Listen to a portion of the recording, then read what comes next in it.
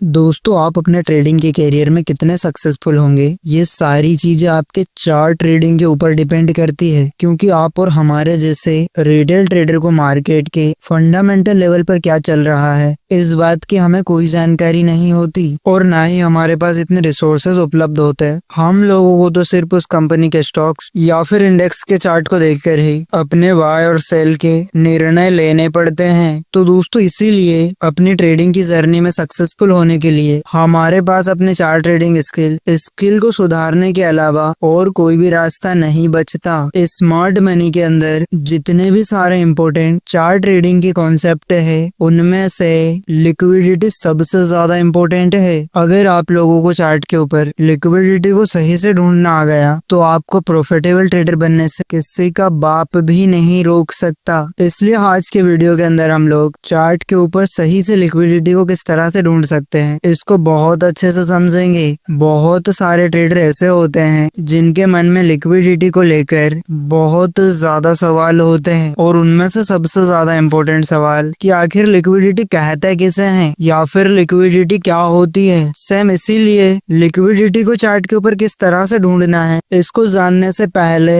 हम लोगों को लिक्विडिटी को समझना बहुत ज्यादा जरूरी है। देखो, मार्केट के अंदर मेन प्रकार से दो प्रकार के ट्रेडर्स मौजूद होते हैं। एक साइड में होते हैं बायर्स और दूसरे साइड में होते हैं सेलर्स। जब एक सेलर किसी स्टॉक को बेचता है तभी बायर उसको बाय कर सकता है। इसका मतलब है कि एक बेचेगा तभी जाकर दूसरा खरीदेगा और इस दोनों के दौरान होने वाले इसी ट्रांजैक्शन को ट्रेडिंग कहा जाता है। अब जब तक इन दोनों की संख्या एक दूसरे के बराबर नहीं होगी तब तक उन लोगों के दौरान कोई भी ट्रांजैक्शन होना संभव नहीं है। जैसे कि इस वाले चार्ट में यहाँ पर इस लेवल पर एक सेलर ने 1000 की क्वांटिटी में स्टॉक्स या फिर किसी ऑप्शन को बेचने के लिए सेलिंग ऑर्डर लगाए हैं, लेकिन इसी टाइम पर यहाँ पर दूसरा एक तरफ बायर ने इनमें से सिर्फ 800 क्वांटिटी में ही बाय के ऑर्डर लगाए हैं। तो इसका मतलब यहाँ पर सेलर और बायर के दौरान सिर्फ 800 क्वांटिटी के ही ऑर्डर एग्जीक्यूट होंगे और बाकी बचे हुए 200 क्वांटिटी के ऑर्डर्स वैसे ही पेंडिंग्स पड़े रहेंगे। मतलब कि यहाँ पर बेचने वाले ज्यादा हैं और खरीदने वाले कम हैं। इसका मतलब ये वाला स्टॉक या ऑप्शन पूरी तरह लिक्विड नहीं है, तो पूरी तरह ये ट्रांजैक्शन कंप्लीट नहीं हो पाया। इसी कॉन्सेप्ट को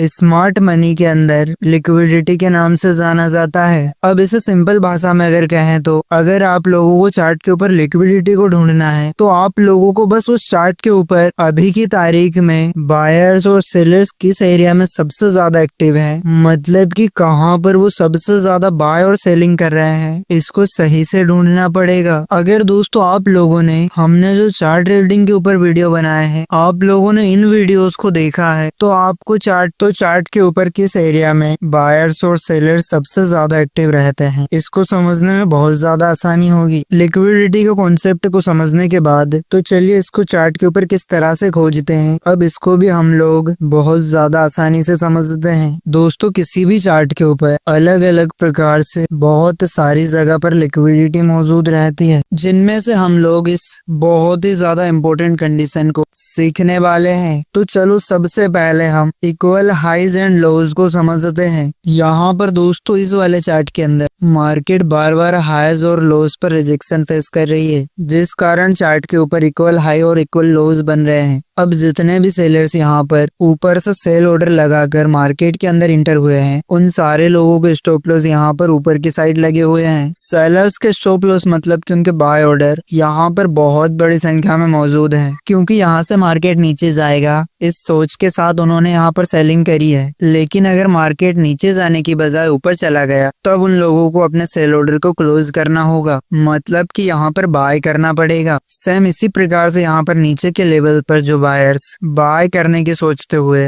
बाय पोजीशन के अंदर एंट्री ले चुके हैं, उनके स्टॉप लॉस ऑर्डर यहाँ पर नीचे लगे हुए हैं। मार्केट के अंदर बायर के स्टॉप लॉस एक तरह से सेल ऑर्डर्स होते हैं और सेलर्स के स्टॉप लॉस बाय ऑर्डर की तरह काम करते हैं। इस बात को आपको समझना होगा। अब ये दोनों लेवल के बीच में जो एरिया है इसको हम प्राइस इम्बैलेंस कहते हैं, जिसको नोट ट्रेडिंग जोन भी कहा जाता है, क्योंकि जब भी मार्केट के अंदर सेलर्स कम और बायर्स ज्यादा होते हैं तब उस टाइम पर यहाँ पर सप्लाई कम और डिमांड ज्यादा होने की वजह से मार्केट में इम्बैलेंस क्रिएट होने से प्राइस ऊपर की तरफ जाती है। इसी प्रकार से जब भी किसी लेवल पर डिमांड कम और सप्लाई ज्यादा होती है तब इस प्राइस इम्बैलेंस के कारण मार्केट नीचे की तरफ आती है। मार्केट के इस बेसिक से प्रिंसिपल को आप लोगों को हमेशा दिमाग में रखना पड़ेगा। इसलिए दोस्तों, अगर आप एक बायर हैं तो यहाँ पर नीचे सस्ती और कम कीमतों के ऊपर बाय करने पर ध्यान देना पड़ेगा और यहाँ पर बीच में बढ़ी हुई कीमतों के पर बाय करने से हमेशा बचना पड़ेगा। अब इस वाले चार्ट में यहाँ पर ऊपर और नीचे सबसे ज्यादा स्टॉप लॉस ऑर्डर्स लगे होने के कारण यहाँ पर ऊपर बाय साइड तो नीचे सेल साइड लिक्विडिटी एक बहुत बड़ी संख्या में मौजूद है। इसका मतलब अगर किसी वजह से मार्केट ऊपर की साइड जाती है और कुछ टाइम तक इसी एरिया में ट्रेड करती है या फिर ब्रेकआउट कैंडल की क्लोजिंग इस एरिया से थोड़े ऊपर होती है, तब यहाँ पर बाय साइड लिक्विडिटी होने की वजह से एक स्ट्रॉन्ग सा बाय साइड मूव आने की संभावना नीचे के मुकाबले यहाँ पर ज्यादा है। लेकिन बहुत बार मार्केट यहाँ की लिक्विडिटी को स्वीप करने के बाद ऊपर जाने की बजाय काफी तेजी से नीचे चली जाती है। इसलिए इस वाले एरिया में आने वाले ब्रेकआउट को सबसे ज्यादा स्टॉप लॉस की हंटिंग करी जाती है। इसी कारण से जब भी किसी हाई लिक्विडिटी एरिया में मार्केट आती है तो उस टाइम पर ट्रेड में एंट्री लेने की जल्दीबाजी नहीं करनी चाहिए, क्योंकि इन सारे एरियाज में बहुत बड़े बड़े इंस्टीट्यूशनल ट्रेडर एक छोटे रिटेल ट्रेडर की साइकोलॉजी के साथ खेलकर उन्हें फेक ब्रेकआउट दिखाते हुए पूरी तरह अपने जाल में फंसाते हैं। चलो दोस्तों, अब हम अगले चार्ट की कंडीशन को समझते हैं। इस चार्ट में मार्केट लगातार नीचे गिरते हुए हायर लोज का फॉर्मेशन बनाते हुए अब इस चार्ट को देख करके आप लोग बता सकते हैं यहाँ पर कौन से साइड में और कौन सी जगह पर सबसे ज्यादा लिक्विडिटी मौजूद है। आप वीडियो को थोड़ी देर तक रोक भी सकते हैं, क्योंकि वीडियो देखने से आपके ट्रेडिंग में सुधार नहीं आएगा, साथ साथ आपको प्रैक्टिस पर भी ध्यान देना पड़ेगा। अब यहाँ पर मार्केट लगातार नीचे जा रही है, इसका मतलब यहाँ पर मार्केट बेरिश ट्रेंड को शो कर रही है। अब थोड़ा सोचने की कोशिश कीजिए कि आप एक रिटेल ट्रेडर है और आप सेलिंग करके बैठे हैं, तब आप लोग अपना स्टॉप लॉस यहाँ पर इस वाले लेवल के आसपास लगाएंगे। अब क्योंकि ट्रेड दोस्तों आपके डायरेक्शन में नीचे जा रही है, इसलिए आप अपने ट्रेड को होल्ड करते हुए